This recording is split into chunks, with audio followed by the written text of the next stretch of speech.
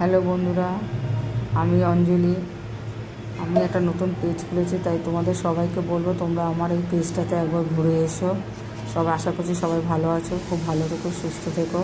তা আজকে আমি একটা সুজি বানাবো, তাই আমি আমার মতো করে সুজি বানাবো। তাই তোমরাও জানি তোমরা সবাই খুব ভালোভাবে সুজি বানাও, তাই আমি আমার মতো করে বানাবো। তোমরা প্লিজ একটু ভিডিওটা দেখো আর সাবস্ক্রাইব করো আমার চ্যানেলটাকে। এরকম প্রথমে আমি কড়াইতে ঘি দিয়েছিলাম, তারপরে ওর মধ্যে সুজি দিয়েছিলাম। সুজিটা দেওয়ার পরে এবারে হালকা করে বেশ ভালো করে নাড়ে নিলাম। নেড়ে নেওয়ার পরে লাল লাল হয়ে যাওয়ার পরে তার মধ্যে দিয়ে দেবো ঘি, গরম দুধ দেবো। দুধটা যাতে হলো কি গরম করে রেখেছিলাম আগে আমি, যাতে কাঁচা দুধ দিই না, কাঁচা দুধ দিলে তার টেস্টটা ভালো আসে না।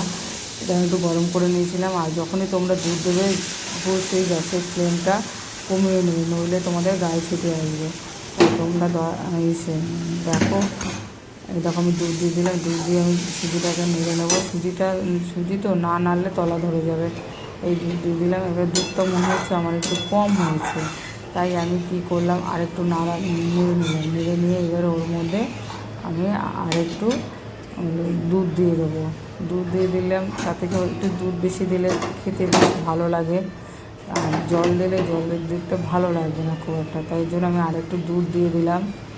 দুধটা আমি অবশ্যই গরম করে নিয়েছিলাম। দুধটা আমি দিয়ে দিয়েছি। দুধ দিয়ে দেওয়ার পর এবার আবার নাড়বো। না নাড়লে তলাটা ধরে যাবে। এইবার আমি ওর মধ্যে দিয়ে দেবো এলাচ। দুটো এলাচ দিয়ে দিয়েছি ফাটিয়ে, কারণ এলাচটা দিলে বেশ সুন্দর গন্ধ আসবে পায়েসের মতো, আর খেতেও বেশ ভালো লাগবে। এইবারে ওর মধ্যে দিয়ে দেবো আমি চিনিটা দিয়ে দিলাম। এবার চিনিটা তোমরা যে যার মতো মিষ্টি খাবে সেই বুঝে তোমরা চিনি দেবে। আমরা একটু হালকা মিষ্টি খাই, যার জন্য আমি একটু কম মিষ্টি দিয়েছি। তা তোমরা যে যেরকম মিষ্টি খাবে সেরকম মিষ্টি দিয়ে নেবে।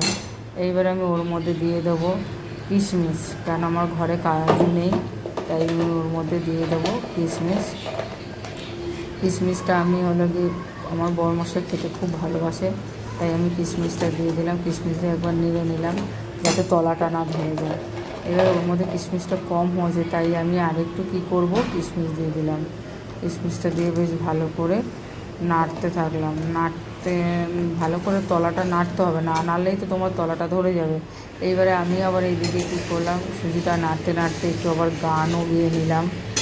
গান গাইতে আমার খুব ভালো লাগে রান্না করতে করতে, তাই আমি আবার একটু পাগলামের মতো গানটাও গেয়ে নিলাম। গান গাইতে গাইতে আবার এদিকে দেখো আমি আবার এদিকে আবার একটু নেচেও নিলাম পাগলির মতো। হ্যাঁ, একটু আবার নেচেও নিলাম। নেচেই দেখো এদিকে আমার দুধটা একদমই শুকিয়ে গেছে। তোমরা যে যাই দাও, দুধ দাও বা জল দাও, জল আর ভালো করে যাতে একটু শুকনো শুকনো, যাতে জলটা না থাকে, তাহলে খেতে ভালো লাগবে না। এদিকে আমি আবার কাচের বাটি নিয়ে নিলাম। কাচের বাটিটা হলো গিয়ে আমার নর্মাল কাচের বাটি, আমার মাইক্রো। তাই তোমাদেরকে আমি একটা কথা বলছি, যাতে তোমরা যখনই কোনো গরম কিছু ঢালবে সেটা একটু ঠান্ডা করে নেবে নর্মাল বাটিতে। মাইক্রোওয়েভ বল থাকলে তো কোনো অসুবিধা নেই।